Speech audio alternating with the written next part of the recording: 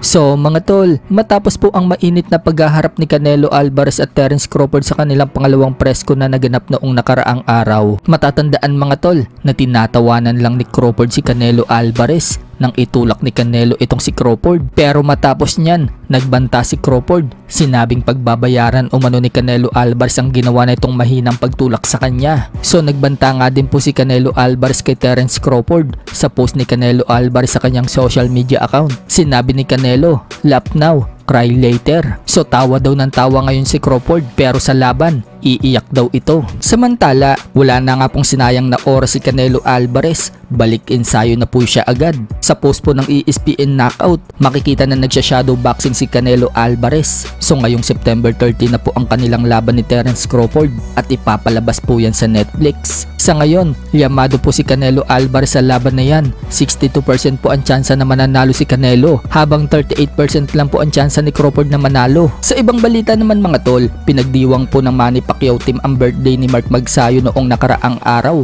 Nag-birthday po kasi si Magsayo mga tol noong June 22. Kinantahan nga po nila Manny Pacquiao si Magsayo ng happy birthday habang may hawak-hawak na lobo si Magsayo. So may edad na nga po 30 si Magsayo mga tol at inaasahan na mapapalaban siya sa world title ngayong taon na ito at target maging 2 division world champion.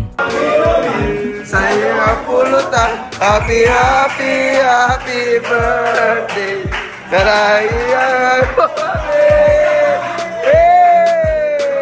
Samantala, sa isang video nga po sa FB mula dito kay JR Pacquiao, halos tumiklo po sa suntok ni Magsayo ang nakasuot na body armor. Ayon kay Magsayo, mahina pa daw ang bitaw niya na yon. Sagot ni JR Pacquiao, mahina daw pero ramdam daw niya ang suntok. Samantala, maswerte nga po si Yumar Marcial mga tol at Carl-James Martin dahil tinuturuan sila ni legend Manny Pacquiao ng mga teknik kung paano bumitaw ng suntok. Katulad na lang ng kay Martin, itinuturo ni Manny Pacquiao kung paano bumato ng tamang right hook, habang si Yumar Marcial, tinuturuan din ni Manny Pacquiao sa itaas ng ring kung paano ang teknik, kung paano magpalit ng pwesto.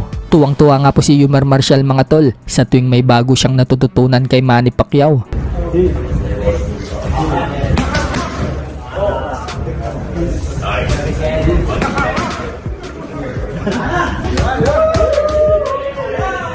Sa kabilang dako naman mga tol, sinabi po ng strength and conditioning coach ni Manny Pacquiao na si Justin Fortune na mas shape daw ang katawan ni Manny Pacquiao ngayon kesa daw sa naging huling laban ni Manny Pacquiao kay Ugas. Sa isang interview naman po kay Manny Pacquiao, natanong siya kung nakakaramdam daw ba siya ng nervyos sa kalaban niyang si Mario Barrios. Sagot ni Pacquiao, hindi daw siya ninenervyos. Nang tanongin naman po si Manny Pacquiao kung paano daw niya nakikita ang labang kay Barrios. Magtatapos daw ba ito sa knockout o decision? Sagot ni Manny Pacquiao mga tol, it's up to God.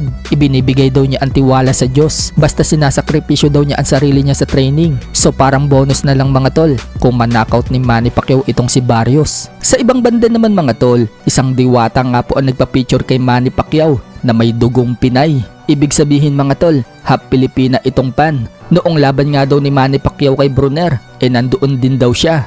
Pinakita pa po niya ang picture niya kay Manny Pacquiao noong laban kay Brunner. At ngayong lalaban daw si Manny Pacquiao kay Mario Barrios sa July 19. Suportado daw siya. Gusto daw niya ulit manalo si Manny Pacquiao.